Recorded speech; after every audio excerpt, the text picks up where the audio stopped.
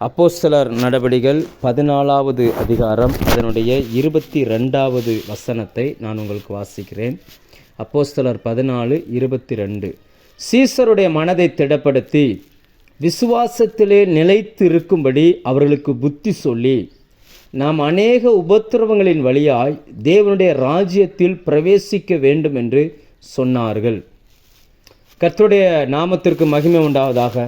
இந்த நாளிலே நான் உங்களோடு கூட பேச விரும்புகிற சத்தியம் என்னவென்றால், அநேக உபத்திரவங்களின் வழியாய் கர்த்தருடைய அந்த பரலோக ராஜ்யத்திற்குள் நாம் பிரவேசிக்க வேண்டும் என்று சொன்னார்கள். அந்த சபைக்கு ஊழியக்காரனாக இருந்த அப்போஸ்தலனாகிய பவுல் இந்த வார்த்தையை சொல்லுகிறார். இன்றைக்கி தேவ பிள்ளைகள் ஜனவரியில் தொடங்கி இது டிசம்பர் எண்டு நம்ம சென்டரில் வந்துட்டோம். ஆனால் வருஷத்தை அப்படியே கொஞ்சம் கண்ணோக்கி பார்த்தோமே ஆனால் நாம் விரும்பின அநேக காரியங்களும் நம்ம வாழ்க்கையில் நடந்திருக்கிறது. நாம் விரும்பாத சில காரியங்களும் நம்முடைய வாழ்க்கையில் நடந்திருக்கிறது. சிலருக்கு பார்த்தீங்கன்னு சொல்லியாச்சுன்னா, சில உபத்திரவங்கள் வரும் பொழுது நாம் முறுமுறுக்கிறோம். நான் வாழுகிற இந்த காலகட்டம் கிறிஸ்தவனுக்கு உபத்திரவமே இல்லை என்று சொல்லுகிற ஒரு காலகட்டத்துக்குள்ள நம்ம இருக்கிறோம். ஆனால் ஆதி சபைகளை ஸ்தாபித்த முற்பிதாக்கள் பரிசுத்த ஆவியானவர் மூலமாய் எழுதி வைத்த ஒரு சத்தியத்தை தான் இன்றைக்கு நாம் கற்றுக்கொள்ளப் போகிறோம். அப்போஸ்தலனாகிய பவுல் சொல்லுகிறார், நாம் அநேக உபத்திரவங்களின் மூலமாய் பரலோக ராஜ்யத்தில் பிரவேசிக்க வேண்டும். பரலோகத்தில் போகிறதுக்கு உபத்திரவம் மட்டும்தான் வழி அப்படின்னு சொல்லலை, அநேக உபத்திரவங்கள் வழியாய் நாம் போகணும். மத்தேயு 16ஆம் அதிகாரம் அதனுடைய 19ஆம் வசனத்தில் இயேசு கிறிஸ்து சபைக்கு என்று சொல்லும் பொழுது, பரலோக ராஜ்யத்தின் திறவுகோள்களை நான் உங்களுக்கு கொடுப்பேன் அப்படின்னு சொன்னார். திறவுகோல் என்று ஒன்றை சொல்லாமல் திறவுகோள்கள் அப்படின்னு சொல்லுகிறார். அப்படின்னா ஒன்றுக்கு மேற்பட்ட சாவி, அந்த கீ நிறைய தருகிறேன் அப்படின்றார். பரலோக ராஜ்யத்திற்கு போகிறதுக்கு நிறைய வாசல்கள் இருக்கிறது. அல்லது என்னன்னா, ஒவ்வொரு வாசலாய் நாம் தாண்டி தாண்டி தாண்டி தாண்டி போக வேண்டிய இருக்குது. யோவான் 3ஆம் அதிகாரத்தை வாசித்தால் 3ஆம் அதிகாரம் 3ஆம் வசனம் 5ஆம் வசனம் இந்த வசனங்கள் சொல்லும். 3ஆம் வசனம், ஒருவன் மறுபடியும் பிறவாவிட்டால் தேவனுடைய ராஜ்யத்தில் பிரவேசிக்க மாட்டான். பரலோகத்துக்கு போகிறதுக்கு அந்த வசனத்தை மட்டுமே நம்ம படிச்சிருந்தோம்னா, மறுபடி பிறக்கிற அந்த அனுபவம் மட்டுமே போதும் அப்படின்னு நம்ம நம்பிக்கொண்டு இருப்போமே ஆனால் நாம் தவறான ஒரு அறிவிலே இருக்கிறோம் என்று அர்த்தம். 5ஆம் வசனம் சொல்லுகிறது, ஒருவன் ஆவியினாலும் ஜலத்தினாலும் பிறவாவிட்டால் தேவனுடைய ராஜ்யத்தில் பிரவேசிக்க மாட்டான். தேவனுடைய வார்த்தை ஆவியாக இருக்கிறது. வார்த்தையை கேட்கிறோம், நம்முடைய இருதயத்தை கர்த்தருக்கு ஒப்பு கொடுக்கிறோம், அதனுடைய வெளிப்பாடாய் நாம் மூழ்கி ஞானஸ்தானம் எடுக்கிறோம். இது மட்டுமே போதும் அப்படின்னு நம்ம நினைச்சாலும் நம்மால் பரலோக ராஜ்யத்துக்குள் போக முடியாது. நிறைய காரியங்களை ஆண்டவர் திரும்ப திரும்ப பேசுகிறார். நீங்கள் அதை அப்படியே படிச்சிங்கன்னா மத்தேயு 5ஆம் அதிகாரம் 20ஆம் வசனத்தில் சொல்வார், பரிசேயர் வேத பாரகர் என்பவருடைய நீதியை பார்க்கிலும் உங்களுடைய நீதி அதிகமாக இராவிட்டால் நீங்கள் பரலோக ராஜ்யத்தில் பிரவேசிக்க மாட்டீர்கள் அப்படின்னு சொல்வார். அப்போ நாம் வாழுகிற இந்த காலகட்டத்தில் பரலோக ராஜ்யத்திற்காக தான் நாம் வாழுகிறோம். நம்முடைய மெயின் கோல் எது? நம்முடைய வாழ்க்கையில் இயேசு கிறிஸ்துவை ஏற்றுக்கொண்டு அவருக்காய் வாழுகிற இந்த உலகத்தில் நாம் போய் சேர வேண்டிய கடைசி இடம் எது? நம்முடைய குறிக்கோள் எது என்றால் பரலோக ராஜ்யம். பரலோகத்துக்கு நாம் போக வேண்டும். அந்த இளைப்பாறுகிற அந்த ஸ்தலத்துக்குள் நாம் பிரவேசிக்க வேண்டும். கிறிஸ்துவோடு கூட நாம் வாழ வேண்டும். இதுதான் நம்முடைய மெயின் நோக்கம். இதற்கு போவதற்கு பல அனுபவங்களை நாம் தாண்டி போக வேண்டி இருக்குது. அப்படி நாம் போகிற அனுபவங்களில் ஒன்றை இன்றைக்கு நான் உங்களோடு கூட பேச விரும்புகிறேன். ஏனென்றால் விசுவாசிகள் விரும்பக்கூடியது வரும்பொழுது நாம் சந்தோஷப்படுகிறோம். நாம் விரும்பாத சில காரியங்கள் நம்முடைய வாழ்க்கையில் வரும்பொழுது நாம் முறுமுறுக்கிறோம், அவைகளை நாம் விரும்புவதில்லை. ஆனால் கர்த்தருடைய வார்த்தை சொல்லுகிறது, அநேக உபத்திரவங்களின் வழியாய் நாம் பரலோக ராஜ்யத்தில் பிரவேசிக்க வேண்டும் என்று அவர்களுக்கு சொன்னார்கள். சபைக்கு சொல்லப்பட்ட சத்தியம். அப்படியே கொஞ்சம் முன்னாடி படிச்சிங்கன்னா, அதே அப்போஸ்தலர் 14ஆம் அதிகாரத்தில் 19ஆம் வசனத்தை படிச்சிங்கன்னா, அந்தியோகியாவிலும் இக்கோனியாவிலும் வந்த சில யூதர்கள் ஜனங்களுக்கு தவறான சில போதனைகளை சொல்லி கல்லுகளை விட்டு எரிந்து பவுல் செத்து போனான் என்று அவனை இழுத்து கொண்டு போய் ஊருக்கு புறம்பே போட்டு விட்டார்கள். பட்டணத்துக்கு வெளியிலே இழுத்து கொண்டு போனார்கள் அப்படின்னு வசனம் சொல்லுகிறது. ஒரு மரித்து போன ஒரு நாயையோ அல்லது ஒரு மிருகத்தையோ இழுத்து கொண்டு போடுகிறது போல அந்த ஊழியக்காரரை இழுத்து கொண்டு போய் போட்டார்கள். அவர் அந்த அனுபவத்தின் வழியாய் போனதுனால அவர் போகிற சபைக்கு இதை பிரசங்கம் பண்ணுகிறார். ஏனென்றால் இந்த பாடுகள், இன்றைக்கு நாம் அனுபவிக்கிற இந்த பாடுகள் இனி வரப்போகிற மகிமைக்கு ஒப்பிடத்தக்கவைகள் அல்ல. நமக்கு கர்த்தர் தேவ பிள்ளைகளுக்கு உபத்திரவங்களை நியமிக்கிறாரா? தேவன் தான் இந்த உபத்திரவங்களை அனுமதிக்கிறாரா அப்படின்னு கேட்டால், தேவன் உபத்திரவங்களை அனுமதிப்பதில்லை. ஆனால் உபத்திரவங்கள் இல்லாமல் ஒரு மனுஷன் பூரணராய் மாறுவதில்லை. இது சத்தியமான வார்த்தை. உபத்திரவங்களை சந்திக்காமல் ஒரு மனிதன் முழுமையாய் பெறுவது இல்லை. இன்றைக்கி குழந்தைகளை நம்ம இப்போ கொண்டு போய் ஸ்கூலில் சேர்க்குறோம், கேஜி அந்த கிண்டர் கார்டன் அங்கே கொண்டு போய் சேர்க்குறோம். அந்த குழந்தைக்கு நம்ம புத்தகங்களை வாங்கி கொடுக்குறோம், படிக்கிற பிள்ளைக்கு புக் வாங்கி கொடுக்குறோம், ஸ்கூலில் சேர்க்குறோம், ஃபீஸ் கட்டுறோம். ஆனாலும் அவர்களுக்கு ஒரு எக்ஸாம் வருகிறது, அந்த பரீட்சை வருகிறது. அந்த பரீட்சை அந்த பிள்ளைகளுக்கு ஒரு உபத்திரவம். சில பிள்ளைகளுக்கு சில பாடங்கள் புரியாது, உடனே சொல்லும் இந்த பாடம் எனக்கு பெரிய உபத்திரவமாக இருக்குது அப்படிம்பாங்க. ஏன் அப்படி சொல்கிறாங்க? அவங்களுக்கு அது புரியலை, சரி அவங்களுக்கு அது கஷ்டமாக இருக்குது. அப்போ அந்த கஷ்டமே படக்கூடாதுன்னு நினச்சாச்சுன்னா அவங்க அடுத்த லெவலுக்கு மாற முடியாது.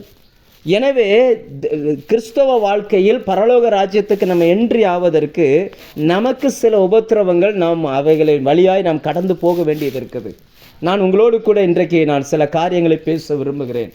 ஒரு மனுஷனுடைய வாழ்க்கையில் எந்தெந்த பகுதிகளிலே உபத்திரவங்கள் வருகிறது, அந்த உபத்திரவங்கள் நம்ம எங்கே கொண்டு போய் சேர்க்கிறது, அவைகளின் முடிவு நம்ம எப்படி மாற்றுகிறது, தேவன் அவைகளுக்கு நடுவில் எப்படி கிரியை செய்கிறார், இதை தான் இன்றைக்கு நான் உங்களோடு கூட பேச விரும்புகிறேன். இந்த அப்போஸ்தலர் 14ஆம் அதிகாரத்தில் 8ஆம் வசனத்திலிருந்து 20ஆம் வசனம் வரைக்கும் படிச்சிங்கன்னா, லீஸ்திரா என்கிற அந்த ஒரு பட்டணத்தில் உள்ள ஒரு பலத்த காரியம் இங்கே எழுதப்பட்டிருக்கிறது. ஒரு மனுஷன் பிறவியிலேயே சப்பானியாய் இருந்த மனுஷன் படுத்திருக்கிறதை பவுல் காண்கிறார். பிறந்தது முதல் சப்பானியாய் ஒருபோதும் நடவாமல் கால்கள் வழங்காதவனாய் இருந்த அந்த மனுஷனை அப்போஸ்தலனாகிய பவுல் காண்கிறார்.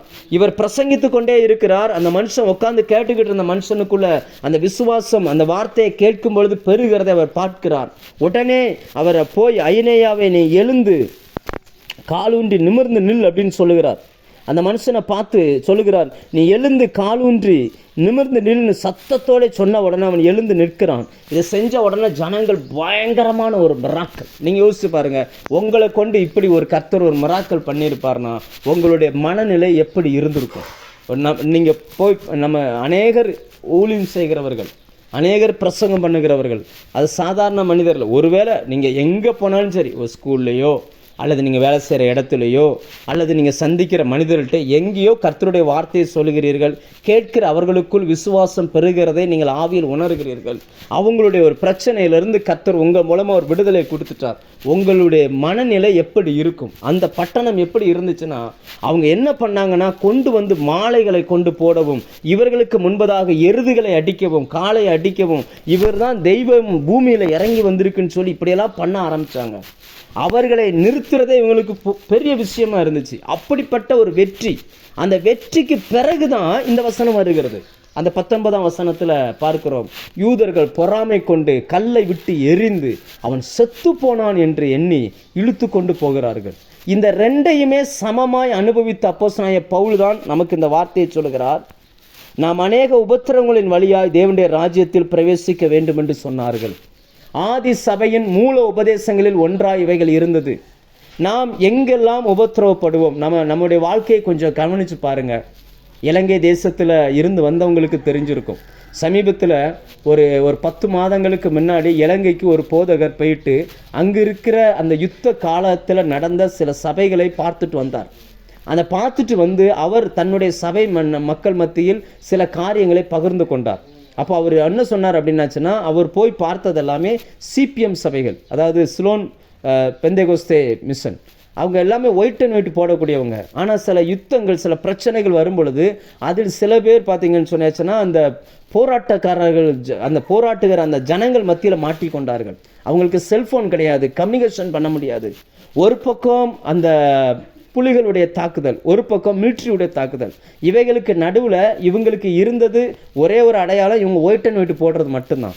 அப்போ இவங்க போய் அதை மாட்டிக்கொண்ட உடனே அங்கேருந்து அந்த ஜனங்கள் அவங்களை அனுப்பும் பொழுது ஆடு மாடை விரட்டி விடுற மாதிரி விரட்டி விடுவாங்களாம்.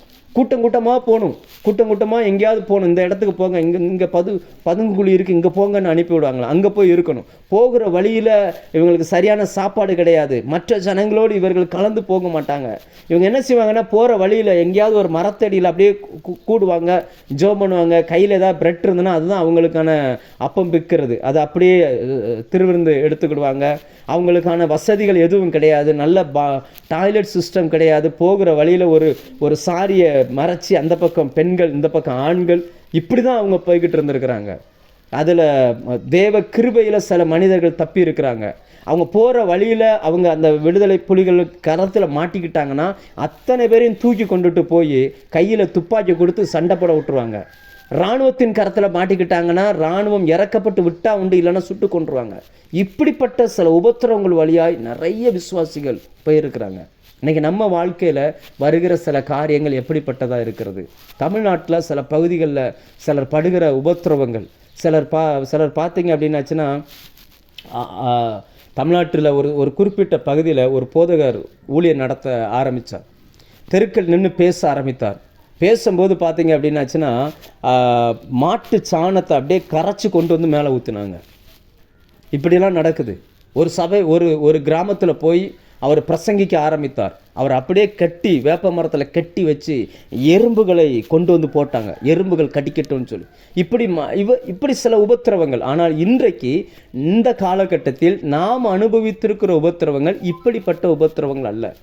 நம்ம அனுபவிக்கிற உபத்திரவங்கள்லாம் எப்படிப்பட்டது அப்படின்னாச்சுன்னா, கீழ்ப்படியாத உறவுகள், வேலை செய்கிற இடத்துல வரக்கூடிய எதிர்ப்புகள், சில நேரங்களில் நம்முடைய சரீரத்தில் நம்மால் சில காரியங்களுக்கு உடன்பட முடியாமல் நம்ம சரீரத்தில் எழும்புகிற போராட்டங்கள், சில நேரங்களில் வியாதிகள், இப்படிப்பட்ட சில உபத்திரவங்களை நாம் சந்திக்கும் பொழுது பரிசுத்த ஆவியானவர் இந்த செய்திக்கு ஆயத்தமாகும் போதே என்னோடு இந்த காரியத்தில் இடைப்பட்டார். அநேகருக்குள்ள சில முறுமுறுப்புகள் இருக்குது. ஏன், எதுக்காக? நான் இவ்வளவு நாள் ஜோம் பண்ணிட்டேனே, இந்த ஒன்று மட்டும் என் வாழ்க்கையில் இன்னும் சரியாகவே இல்லையே, இந்த ஒரு விஷயம் மட்டும் ஏன் சரியாக மாட்டேங்குது, என்னன்னே தெரியலையே அப்படின்ற மாதிரி சிலருக்குள்ள அந்த முறுமுறுப்புகள். அதற்காகவே ஆண்டவர் இந்த வார்த்தைகளை உங்களோடு கூட பேசும்படி கட்டளையிட்டபடினால் இந்த வார்த்தையை நான் உங்களோடு கூட பேசுகிறேன். நமக்கு எபிரேயர் 2:10 நீங்கள் வாசித்து பார்த்தீர்களானால், உபத்திரவம், இயேசு கிறிஸ்து இந்த பூமிக்கு வந்த பொழுது அவர் தேவனாய் இருந்தும் அவரே பூரணர் ஆகுவதற்கு, அவர் பூரணராய் மாற வேண்டுமானாலும் இந்த உபத்திரவத்தின் வழியாய் போனால் மட்டுமே அவரால் பூரணமான அந்த இடத்திற்கு போக முடித்தது. அந்த வசனம் சொல்லுகிறது, எபிரேயர் 2:10, தமக்காகவும் தம்மாலேயும் சகலத்தையும் உண்டாக்கினவர் அநேகம் பிள்ளைகளை மகிமையில் கொண்டு வந்து சேர்க்கையில் அவர்களுடைய இரட்சிப்பின் அதிபதியை உபத்திரவங்களினாலே பூரணப்படுத்துகிறது அவருக்கு ஏற்றதாயிருந்தது. இயேசு கிறிஸ்துவே இந்த பூமியில் வாழ்ந்த நாட்களில் அவரே பூரணராய் மாற வேண்டுமானால் அவர் சில உபத்திரவங்களை அனுபவிக்க வேண்டியதாக இருந்தது. இன்றைக்கி சபைக்கும் சில உபத்திரவங்கள் நான் பின்னாடி சொல்கிறேன், நீங்கள் கொஞ்சம் கவனித்து பாருங்கள். தயவு செய்து உங்கள் வேதத்தை எடுத்து வாசித்து பாருங்கள். வேதத்தில் இல்லாத அந்த வசனங்களாக இருக்குமே ஆனால் நீங்கள் அதை அங்கீகரிக்கவே கூடாது. நான் மாத்திரம் இல்லை, யார் பிரசங்கித்தாலும் அதுதான். எனவே இந்த சத்தியங்களை கொஞ்சம் நீங்கள் உள்வாங்கும்படி உங்களை அன்பாய் கேட்டுக்கொள்கிறேன். நாம் பூரணராய் மாற வேண்டுமே ஆனால் கட்டாயம் சில உபத்திரவங்கள் வழியாய் நாம் போயே ஆக வேண்டி இருக்குது. சரி, வேதத்தின்படி நான் ஒரு 7 காரியங்கள் உங்களோடு கூட பேச விரும்புகிறேன். அப்போ அதை நம்ம வேதத்தில் வாசித்தோம்னா, யோபு 30ஆம் அதிகாரத்தில் யோபு தன்னுடைய அனுபவத்தை இப்படி சொல்லுகிறார். யோபு 30ஆம் அதிகாரம் 16ஆம் வசனத்தில், இப்பொழுது என் ஆத்துமா என்னில் முறிந்து போகிறது, உபத்திரவத்தின் நாட்கள் என்னை பிடித்து கொண்டது அப்படின்றார். ஒரு சம்பிரமமாய் வாழ்ந்த ஒரு மனுஷன், ஒரு ஆசாரியன், ஒரு ராஜா. யோபுவினுடைய சரித்திரத்தை எடுத்து பார்க்கும் பொழுது ஒரு ஆசாரியன், அவர் சர்வாங்க தகனபலி செலுத்துகிறவன், ஒரு ஆசாரியன் மட்டும்தான் அது செலுத்த முடியும் அந்த நாட்களில். அவர் ஒரு ஆசாரியன், ஒரு ராஜா, அந்த தேசத்தை ஆண்ட ஒரு ராஜா. ஆனால் அவர் சொல்லுகிறார், எனக்கு உபத்திரவத்தின் நாட்கள் பிடித்து கொண்டது. எதனால சம்பவிச்சது நம்ம எல்லாருக்குமே தெரியும். தேவனுக்கும் பிசாசுக்குமான ஒரு உரையாடல் இந்த யோபுவை குறித்து. யோபு கட்டாயமாக தேவனை மறுதலிப்பான் என்பது பிசாசனுடைய வாதமாக இருக்கிறது. தேவன் சொல்கிறார் நிச்சயமாக அவன் மறுதலிக்க மாட்டான் என்பது தேவனுடைய வாதமாக இருக்கிறது. தேவன் யோபுவை நம்புகிறார், பிசாசு உபத்திரவத்தை நம்புகிறான். அதனுடைய விளைவாய் உபத்திரவங்கள் யோபுவின் வாழ்க்கையில் கடந்து வந்தது. யோசிச்சு பாருங்க, வேதம் சத்தியம் தெளிவாய் சொல்லுகிறது, யோபு தன் வாயினால் பாவம் செய்யவில்லை. அவர் தான் சொல்ல, உபத்திரத்தின் நாட்கள் என்னை பிடித்து கொண்டது. இவைகளெல்லாம் நமக்கு திருஷ்டாந்தங்களாக எழுதப்பட்டு இருக்கிறது. சனேக பரிசுத்தவான்கள் போன அந்த பாதையில் இன்றைக்கு நாம் போய்கொண்டிருக்கிறோம். சரீரத்தில் பிரச்சனை, வேலை செய்கிற இடத்துல பிரச்சனை, சில சுபாவங்கள் மாறவே மாட்டேங்குது, சாட்டம்பர் என்னை விட்டு போகவே மாட்டேங்குது, டக்குன்னு எமோஷன் ஆகுறேன், எத்தனையோ முறை ஜோம் பண்ணி பார்த்துட்டேன், இது என்னை விட்டு போகவே மாட்டேங்குது. இவைகள் எனக்கு ஏன் அனுமதிக்கப்பட்டிருக்குது, ஏன் வைக்கப்பட்டிருக்கிறது? நான் உங்களுக்கு சத்தியத்தை வசனத்தை சொல்லும் பொழுது உங்களுக்கு புரிந்து கொள்ளும், ஏன் இவைகள் நம்முடைய வாழ்க்கையில் தேவன் அனுமதித்தார், ஏன் இவைகள் நம்முடைய வாழ்க்கையில் வருகிறது என்று. நான் உங்களோடு கூட ஒரு 7 காரியங்களை நான் பேச விரும்புகிறேன். இந்த உபத்திரவத்தை ஆண்டவர் சொல்லும்போது எப்படி சொல்லுவார் தெரியுமா? வெளிப்படுத்தல் 2:10 சொல்லுவார், 10 நாட்கள் உபத்திரவப்படுவீர்கள் அப்படிம்பார். 10 நாட்கள்னா மனுஷனுடைய கணக்கில் 10 நாள் அந்த அர்த்தம் இல்லை. நம்ம 10 நாள்னா 10 நாள் பல்ல கடிச்சிட்டு உட்காந்துக்கிடுவோம். ஏன்னா கொரோனா நாட்கள் வரும்பொழுது எத்தனையோ நாட்கள் நாம் தனிமைப்படுத்தப்பட்டிருந்தோம். இப்படி பல்ல கடிச்சிட்டு 10 நாள் அந்த அர்த்தத்தில் அல்ல, கொஞ்ச நாட்கள். ஏசாயா 48:10 சொல்லுகிறார், உபத்திரவத்தின் குகையில் நான் உன்னை தெரிந்து கொண்டேன் அப்படின்றார். எல்லா மனுஷனுக்கும் வரக்கூடியதுதான். ஆனால் அந்த உபத்திரவத்தை தேவன் பார்க்கிறாரா? கட்டாயமாக பார்க்கிறார். யாத்திராகமம் 3:7 அவர் சொல்கிறார், என் ஜனங்களின் உபத்திரவத்தை நான் பார்த்து ஆலோட்டிகள் நிமித்தம் அவர்கள் படுகிற வேதனைகளை அறிந்திருக்கிறேன். தேவனுக்கு தெரியும் நாம் என்ன செஞ்சுக்கிட்டு இருக்கிறோம் அப்படின்னு சொல்லி. இந்த உபத்திரவத்தில் நம்மளை விட்டு விலகி போயிடுவாரா அப்படின்னா அப்படி இல்லை. அப்போஸ்தலர் 7:10 வாசிச்சு பாருங்க. யோசேப்பு படுகிற அந்த உபத்திரவத்தில் கர்த்தர் யோசேப்போடு கூட இருந்தார். இன்னைக்கு அநேகருடைய வாழ்க்கையில் கர்த்தர் கூட இருக்கிறார். நம்முடைய கண்கள் அதை பார்ப்பதற்கு பதிலாக நம்முடைய வாழ்க்கையில் இருக்கிற சில சூழ்நிலைகளை பார்ப்பதனால் நமக்குள் ஒரு திருப்தி இல்லாத கிறிஸ்தவ வாழ்க்கையை நாம் வாழ்ந்து கொண்டிருக்கிறோம். யதார்த்தமான உண்மையை பரிசுத்த ஆவியானவர் உங்களோடு பேசுகிறார். நன்றாக எந்த இடத்துல நீங்கள் இருந்தாலும் பரவாயில்ல, இந்த வார்த்தைகளை நான் ரெக்கார்ட் பண்ணுறேன். உங்களுக்கு புரியலைன்னா திரும்ப ஒரு முறை கேளுங்க. முதலாவது, ஒரு மனுஷனுக்கு எங்கிருந்தெல்லாம் உபத்திரவங்கள் வரும். அதுலேயும் குறிப்பாக நான் சொல்லுகிறது எல்லாமே இயேசு கிறிஸ்துவை ஏற்றுக்கொண்ட நபர்களுக்கு வரக்கூடிய உபத்திரவங்கள் எங்கிருந்து வரும். யோவான் 16ஆம் அதிகாரம் அதனுடைய 27வது வசனம், 27வது வசனம்,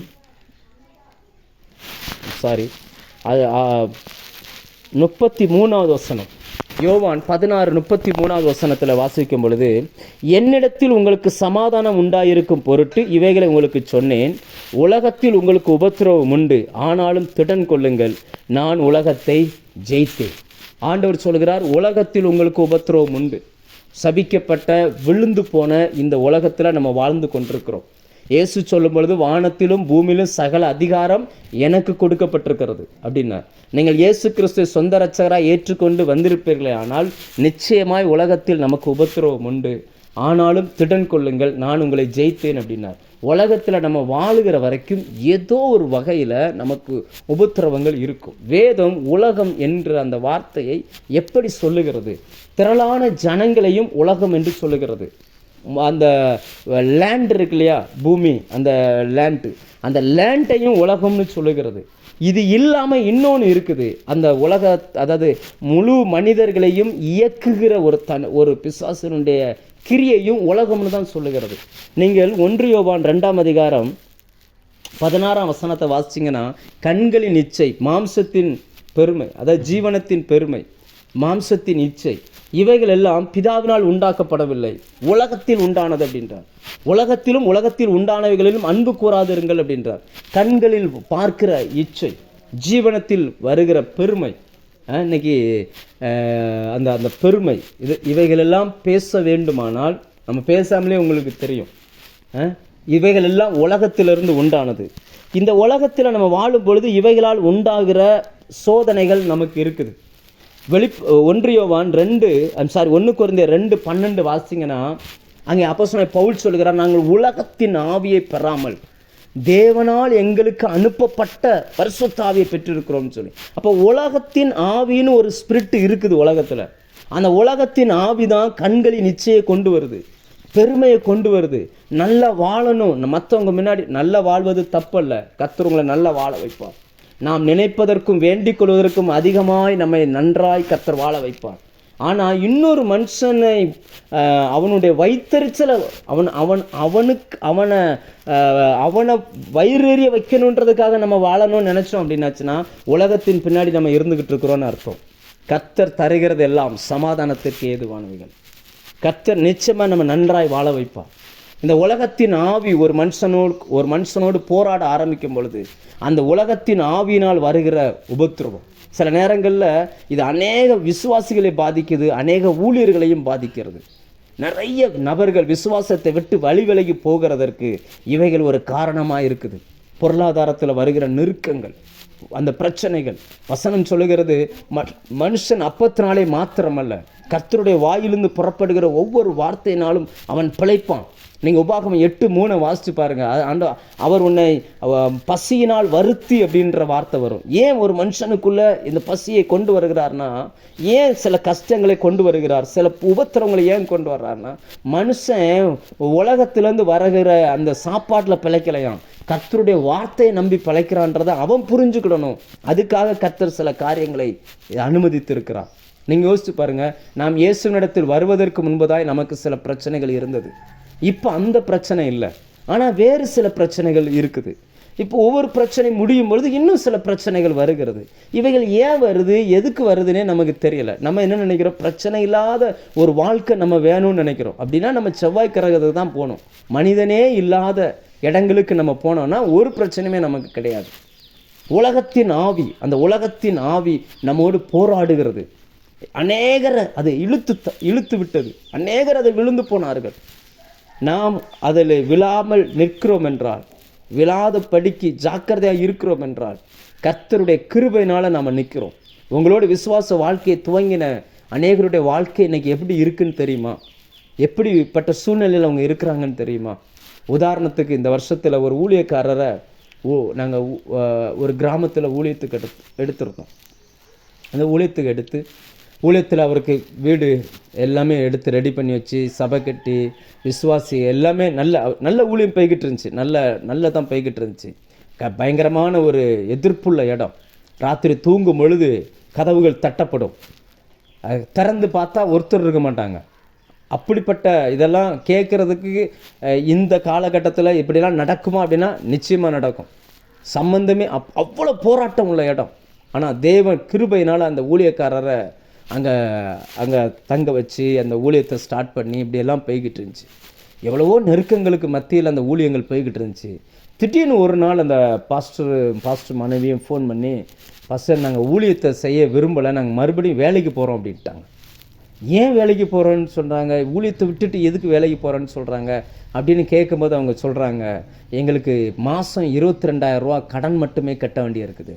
ஆனால் ஊழியத்துக்குன்னு வரும் பொழுது நாங்கள் அவங்கள பார்க்கும் பொழுது அவங்கள பேசும்பொழுது இதெல்லாம் எதுவுமே சொல்லலை. இந்த மாதிரி விஷயமே சொல்லவே இல்லை. வந்து பார்த்தாங்க, நாங்கள் அவங்க வீட்டுக்கு போனோம், பார்த்து ஜோம் பண்ணி நல்ல தான். ஆனால் அதுக்கப்புறம் பார்த்தீங்கன்னா அந்த கடனெல்லாம் விசாரிக்கும் பொழுது இந்த கடன்களை கட்டுவதற்கு அந்த சகோதரனுடைய சகோதரன் நான் கட்டிக்கிறேன், நீங்கள் ஊழியத்துக்கு போங்கன்னு அப்போ சொல்லிட்டார். இவர் இங்கே ஊழியங்கள் நடக்கிறது, இங்கே பிசாசு ஒரு பக்கம் தாக்குதல், ஆனாலும் கர்த்தருக்காக வைராக்கியமாக நின்று எல்லாத்தையும் ஜெயித்தவங்களால அந்த சகோதரன் கடைசியில் பேக் அடிச்சிட்டார், என்னையால் கடன் கட்ட முடியாதுன்னு. அப்போ இவங்க எங்கிட்ட வந்து சொல்கிறாங்க, மாதம் 22,000 ரூபா வேணும் பாஸ்டர், ஆனால் அவ்வளவுக்கு பணம் நம்மளால் கொடுக்க முடியாது, நம்மளால் வாடகைலாம் போக 12,000 ரூபா இந்திய ரூபாயின் மதிப்பில் அவருக்கு சப்போர்ட் பண்ணிக்கிட்டு இருந்தாங்க. ஆனால் கடைசியில் பார்த்தீங்கன்னு சொல்லியாச்சுன்னா அவர் ஃபைனலாக முடிவு பண்ணிட்டார், நான் போயே தீர்வேன் அப்படின்னு சொல்லி. அங்கே வருகிற விசுவாசிகளுடைய நிலவரம், அங்கே இருக்கிற பிள்ளைகளுடைய நிலவரம் நம்ம எவ்வளவோ சொல்லி பார்க்குறோம். அந்த பிள்ளைகள் தகப்பனற்ற பிள்ளைகளாக போயிடுவாங்களே. இந்த கிறிஸ்மஸ் டயத்தில் எங்கே போகிறது, எங்கே போய் ஒரு ஊழியக்காரரை தேடுறது, எப்படி இதுவைகள் சம்பவிக்கும்? அவர் ஒரே பிடிவாதமாக நிற்கிறார். என்ன காரணம் அப்படின்னாச்சுன்னா, உலகத்தின் ஆவி போராடுகிறது. அநேகரை விசுவாசத்தை விட்டு வெளியே ஏற்றுவதற்கு போராடுகிறது. அது பணத்தை வச்சு போராடும், சில கண்களின் இச்சையை வச்சு போராடும், ஜீவனத்துக்கானதை வச்சு போராடும். இவைகளுக்கு நடுவில் கர்த்தர் நிப்பாட்டி வச்சிருக்கிறாருன்னா நீங்கள் தேவனுடைய பார்வையில் விலையேற பெற்றவங்க. இந்த போராட்டம் உங்களுக்கு இருக்குன்னா கண்டிப்பாக அதிலேருந்து உங்களுக்கு கர்த்தர் ஜெயத்தை தருவார். நீங்கள் புரிந்து கொள்ளுங்கள், நமக்கு போராட்டம் பார்க்குற மனிதர்களோடு மட்டுமல்ல, இந்த மனிதர்களோடு நமக்கு பிரச்சனை இல்லை, மாம்சத்தோடு இரத்தத்தோடு மட்டுமல்ல, ஆன மண்டலத்தின் பொல்லாத ஆவின் சேனைகளோடு நமக்கு போராட்டம் இருக்குது. இதை ஒரு விசுவாசி முதல்ல நன்றாய் புரிந்து கொள்ள வேண்டும். வாழ்க்கையில் ஏன் சில நேரங்களில் நம்ம வாழ்கிற அந்த வாழ்க்கையில் இந்த போராட்டம் வருது? உலகத்தின் ஆவி போராடுகிறது, விசுவாசத்தை உடைக்க போராடுகிறது, ஊழியத்தை உடைக்க போராடுகிறது, குடும்பத்தை உடைக்க போராடுகிறது. நீங்கள் விசுவாச வாழ்க்கையில் முன்னேறி போகிறது எல்லாருக்கும் எப்படியோ பிசாசுக்கு பிடிக்கவே பிடிக்காது. ஏன்னா நீங்கள் விசுவாசத்தில் வளர்றீங்கன்னா அவனுடைய ராஜ்யத்தை உடைக்கிறீங்கன்னு அர்த்தம், கர்த்தருடைய ராஜ்யத்தை கட்டுறீங்கன்னு அர்த்தம். அதனால் அந்த போராட்டங்களை அவன் அனுமதிக்கிறான். முதலாவது ஒரு மனுஷனுக்கு வருகிற போராட்டம் உலகத்தின் உபத்திரவம். உலகத்திலேருந்து வரக்கூடிய அந்த உபத்திரவம் கண்களின் வழியாய், ஜீவனத்தின் வழியாய், அல்லது மாம்ச சம்பந்தமான சில போராட்டங்கள் வழியாய் இதை ஒரு மனுஷன் ஜெயிக்க வேண்டும். இந்த உபத்திரவம் எல்லாருக்கும் வரும். இதை ஜெயிச்சாதான் பரலோகத்துக்குள்ளே என்ட்ரி ஆக முடியும். ரெண்டாவதாக மத்தேயு 13ஆம் அதிகாரம் அதனுடைய 21ஆம் வசனத்தில் ஆண்டவராகிய இயேசு கிறிஸ்து இன்னொரு வார்த்தை சொல்லுகிறார். அந்த வார்த்தை என்னன்னா, ஓமைகளை சொல்லுகிறார். விதைக்கிறவனுக்கு அடுத்த ஓமையை சொல்லும் பொழுது அதில் ஒரு நிலத்தை குறித்து இதில் பேசுகிறார். அந்த வசனத்தை நான் வாசிக்கிறேன். மத்தேயு 13 அதனுடைய 21. தனக்குள்ளே வேறில்லாதவனாய் கொஞ்ச காலத்திலே நிலைத்திருப்பான், வசனத்தின் நிமித்தம் உபத்திரவமும் துன்பமும் உண்டான உடனே இடர் அடைகிறான். முதலாவது உலகத்தின் ஆவியினால் வருகிற உபத்திரவம் ஒரு விசுவாசிக்கு. ரெண்டாவது கேட்கிற வசனத்தின் நிமித்தம் உபத்திரவம். ஒரு வித்தியாசமாக இருக்கு இல்லையா? தேவன் ஒரு மனுஷனை பிளஸ் பண்ண விரும்புகிறார் என்றால் வார்த்தை அனுப்புவார். நீங்கள் கேட்குற பிரசங்கங்கள் இருக்கு இல்லையா, நீங்கள் கேட்குற பிரசங்கங்களுக்கு நாம் கீழ்ப்படிவதற்காக நமக்கு சில உபத்திரவங்கள் வரும். ஒருத்தர் பார்த்தீங்கன்னு சொன்னால் ஒரு நாள் பிரசங்கம் கேட்குறார். அந்த பிரசங்கத்தில் பொறுமை எவ்வளோ முக்கியம் என்பதை குறித்து ஆண்டவர் பேசுகிறார். அப்போ இவர் அதில் ஒப்பு கொடுக்குறார். ஆண்டவரே, நான் ரொம்ப கோவப்படுறேன், சின்ன சின்ன விஷயங்களுக்கு எரிச்சல் பட்டுருதேன், நான் வெளியில் காட்ட மாட்டேன், ஆனால் கொஞ்சம் அமைதியாக இருக்கிறேன், வெளியில் தெரியாது, நான் கோவப்படுறதே வெளியில் தெரியாது, நான் டக்குன்னு கோவப்படுறேன், எனக்கு பொறுமை வேணும் ஆண்டவரே அப்படின்னு சொல்லி ஜெபம் பண்ணி கடைசியில் அந்த ஆராதனையில் ஒப்பு கொடுத்துட்டு வீட்டுக்கு போகிறார். நல்ல ஜெபம், நல்ல ஒப்பு கொடுத்துட்டு வீட்டுக்கு போகிறார். இவர் நினைக்கிறார், நான் ஜெபம் பண்ணிட்டேன், கர்த்தர் என்னை பார்த்துக்கிடுவார் அப்படின்னு சொல்லிட்டு வீட்டுக்கு போனால் அதுவரையில் சந்தித்திராத பிரச்சனை வீட்டில் இருக்குது. அந்த வந்த பிரச்சனையை பார்த்த உடனே அந்த பிரச்சனையில் இவரை கோவப்படுத்தி இவர் அழுது இவர் சண்டை போட்டு பாத்திரத்தை உடச்சி டிவியை உடச்சி பயங்கர பிரச்சனை ஆகிட்டு கடைசியில் கதவை அடைச்சிட்டு ரூமுக்குள்ளே போய் ஆண்டவரோடு ஃபைட் பண்ண ஆரம்பிச்சிட்டார். நான் உங்கள்கிட்ட பொறுமை தானே கேட்டேன், நீங்கள் என்னை இப்படி ஒரு சண்டை போடக்கூடிய ஒரு சூழ்நிலை என் வாழ்க்கையில் எப்படி வந்துச்சு, நீங்கள் எப்படி இதை அனுமதிச்சிங்க, என்ன ஆண்டவரை இப்படி பண்ணிட்டீங்கன்னு பயங்கரமான ஒரு வாக்குவாதம். இப்போ ஆண்டவர் மெதுவாக சொன்னாராம், நீ ரோமர் 5:3 எடுத்து படி அப்படின்னாராம். அங்கே என்ன போட்டிருக்கு?